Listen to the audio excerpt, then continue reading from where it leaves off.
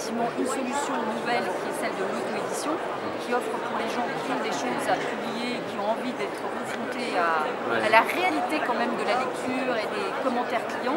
Donc c'est pour ça qu'Internet, vous trouvez ça bien, avec l'échange entre l'auteur et le lecteur. Bien sûr.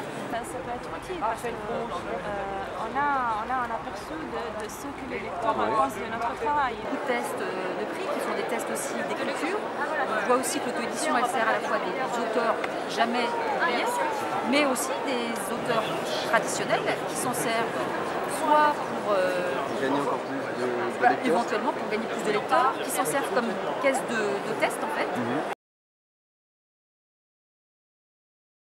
Je pense qu'il va y avoir une répartition.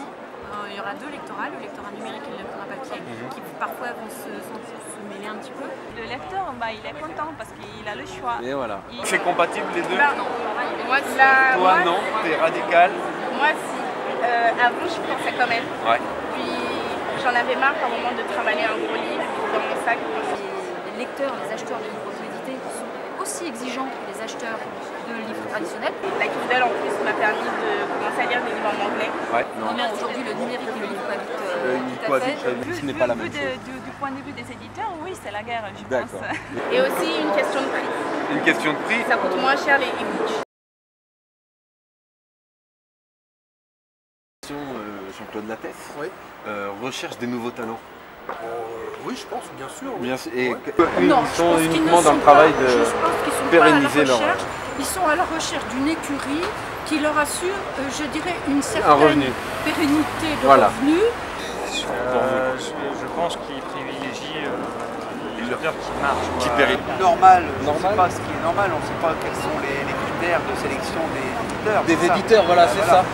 Après, maintenant on sait que c'est une machine infernale, donc ils font à mon avis des critères assez sélectifs. Voilà, les éditeurs publient déjà 50 à 60 000 livres par an en France. C'est un chiffre quand même très important. C'est pas parce que c'est Albin Michel ou un tel qui ont décidé que ce sera le meilleur que ce sera bien. Et vous pensez que les écrivains les plus populaires sont souvent les meilleurs? Non, je pense pas, non. Non? D'accord. Non, je pense pas. Non. Très bien. C'est Super bon écrit. Ah d'accord, vous vous êtes pistonné vous-même. Exactement. Ça marche comme ça.